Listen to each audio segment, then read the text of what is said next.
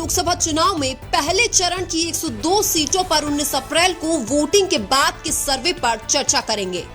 इस वीडियो में राजस्थान सहित प्रत्येक राज्य की पहले चरण की सीटों के सर्वे पर चर्चा करेंगे,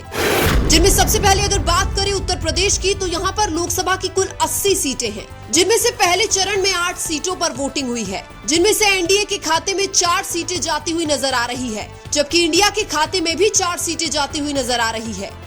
इसके बाद अगर बात करें पश्चिम बंगाल की, तो यहाँ पर लोकसभा की कुल 42 सीटें हैं, जिनमें से पहले चरण में 3 सीटों पर वोटिंग हुई है, जिनमें से एनडीए के खाते में 1 सीट जाती हुई नजर आ रही है, जबकि इंडिया के खाते में 1 भी सीट जाती हुई नजर नहीं आ रही है, जबकि टीएमसी के खाते में 2 सीटें जाती हुई नजर आ रही है।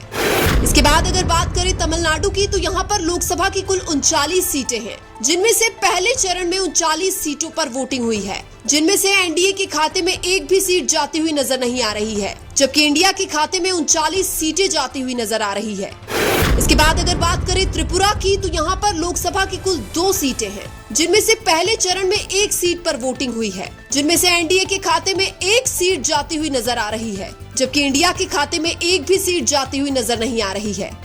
इसके बाद अगर बात करें मणिपुर की, तो यहाँ पर लोकसभा की कुल 2 सीटें हैं, जिनमें से पहले चरण में 2 सीटों पर वोटिंग हुई है, जिनमें से एनडीए के खाते में 1 भी सीट जाती हुई नजर नहीं आ रही है, जबकि इंडिया के खाते में 2 सीटें जाती हुई नजर आ रही है। इसके बाद अगर बात करें मेघालय की, तो यहाँ पर लोकसभा की कुल 2 सीटें हैं, जिनमें से पहले चरण में दोनों सीटों पर वोटिंग हुई है, जिनमें से एनडीए के खाते में 1 भी सीट जाती हुई नहीं नजर आ रही है, जबकि इंडिया के खाते में 2 सीटें जाती हुई नजर आ रही है। इसके बाद अगर बात करें बिहार की, तो यहाँ पर लोकसभा की कुल 40 सीटें हैं, जिनमें से पहले चरण में 4 सीटों पर वोटिंग हुई है, जिनमें से एनडीए के खाते में 2 सीटें जाती हुई नजर आ रही है, जबकि इंडिया के खाते में 2 सीटें जाती हुई नजर आ रही है। इसके बाद अगर बात करें मिजोरम की, तो यहाँ पर लोकसभा की कुल 1 सीट है, जिनमें पहले चरण में 1 सीट पर वोटिंग हुई है, जिनमें से एनडीए के खाते में 1 भी सीट जाती हुई नजर नहीं आ रही है, जबकि इंडिया के खाते में 1 सीट जाती हुई नजर आ रही है। इसके बाद अगर बात करें मध्य प्रदेश की, तो यहाँ पर लोकसभा की कुल 29 सीटें हैं, जिनमें से पहले चरण में 6 सीटों पर वोटिंग हुई है, जिनमें से एनडीए के खाते में 5 सीटें जाती हुई नजर आ रही है, जबकि इंडिया के खाते में 1 सीट जाती हुई नजर आ रही है। इसके बाद अगर बात करें नागालैंड की, तो यहाँ पर लोकसभा की कुल 1 सीट है, जिसमें पहले चरण में 1 सीट पर वोटिंग हुई है, जिनमें से एनडीए के खाते में 1 भी सीट जाती हुई नजर नहीं आ रही है, जबकि इंडिया के खाते में 1 सीट जाती हुई नजर आ रही है।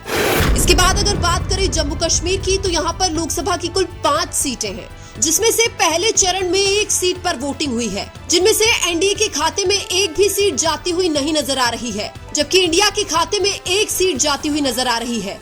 इसके बाद अगर बात करें छत्तीसगढ़ की, तो यहाँ पर लोकसभा की कुल 11 सीटें हैं, जिसमें से पहले चरण में 1 सीट पर वोटिंग हुई है, जिनमें से एनडीए के खाते में 1 भी सीट जाती हुई नहीं नजर आ रही है, जबकि इंडिया के खाते में 1 सीट जाती हुई नजर आ रही है। इसके बाद अगर बात करें लक्षद्वीप की, तो यहाँ पर लोकसभा की कुल 1 सीट है, जिनमें से पहले चरण में 1 सीट पर वोटिंग हुई है, जिनमें से एनडीए के खाते में 1 भी सीट जाती हुई नहीं नजर आ रही है, जबकि इंडिया के खाते में 1 सीट जाती हुई नजर आ रही है। इसके बाद अगर बात करें महाराष्ट्र की, तो यहाँ पर लोकसभा की कुल 48 सीटें हैं, जिनमें से पहले चरण में 5 सीटों पर वोटिंग हुई है, जिनमें से एनडीए के खाते में 1 सीट जाती हुई नजर आ रही है, जबकि इंडिया के खाते में 4 सीटें जाती हुई नजर आ रही है। इसके बाद अगर बात करें पौंडीचेरी की, तो यहाँ पर लोकसभा की कुल 1 सीट है, जिनमें से पहले चरण में 1 सीट पर वोटिंग हुई है, जिनमें से एनडीए के खाते में 1 भी सीट जाती हुई नहीं नजर आ रही है, जबकि इंडिया के खाते में 1 सीट जाती हुई नजर आ रही है। इसके बाद अगर बात करें अरुणाचल प्रदेश की, तो यहाँ पर लोकसभा की कुल 2 सीटें हैं, जिनमें से पहले चरण में 2 सीटों पर वोटिंग हुई है, जिनमें से एनडीए के खाते में 2 सीटें जाती हुई नजर आ रही है, जबकि इंडिया के खाते में 1 भी सीट जाती हुई नहीं नजर आ रही है। इसके बाद अगर बात करें सिक्किम की, तो यहाँ पर लोकसभा की कुल 2 सीटें हैं, जिनमें से पहले चरण में 2 सीटों पर वोटिंग हुई है, जिनमें से एनडीए के खाते में 2 सीटें जाती हुई नजर आ रही है, जबकि इंडिया के खाते में 1 भी सीट जाती हुई नहीं नजर आ रही है।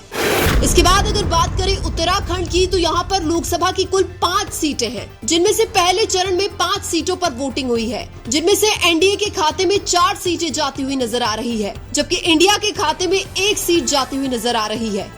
इसके बाद अगर बात करें असम की, तो यहाँ पर लोकसभा की कुल 14 सीटें हैं, जिनमें से पहले चरण में 5 सीटों पर वोटिंग हुई है, जिनमें से एनडीए के खाते में 4 सीटें जाती हुई नजर आ रही है, जबकि इंडिया के खाते में 1 सीट जाती हुई नजर आ रही है। इसके बाद अगर बात करें अंडमान निकोबार द्वीप की, तो यहाँ पर लोकसभा की कुल 1 सीट है, जिनमें से पहले चरण में 1 ही सीट पर वोटिंग हुई है, जिनमें से एनडीए के खाते में 1 सीट जाती हुई नजर आ रही है, जबकि इंडिया के खाते में 1 भी सीट जाती हुई नहीं नजर आ रही है। इसके बाद अगर बात करें राजस्थान की, तो यहाँ पर लोकसभा की कुल 25 सीटें हैं, जिनमें से पहले चरण में 12 सीटों पर वोटिंग हुई है, जिनमें से एनडीए के खाते में 8 सीटें जाती हुई नजर आ रही है, जबकि इंडिया के खाते में 4 सीटें जाती हुई नजर आ रही है। अगर ओवरऑल 102 सीटों के सर्वे की बात करें, तो एनडीए के खाते में 30 से 32 सीटें जाती हुई नजर आ रही है, जबकि इंडिया के खाते में 54 से 56 सीटें जाती हुई नजर आ रही है, जबकि अन्य के खाते में 6 सीटें जाती हुई नजर आ रही है। लेकिन आपको क्या लगता है, इस बार देश में किसकी सरकार बनेगी? कमेंट करके जरूर बताइए। वीडियो अच्छा लगा तो लाइक कीजिए और हमारे चैनल मीणा की आवाज को सब्सक्राइब कीजिए। धन्यवाद।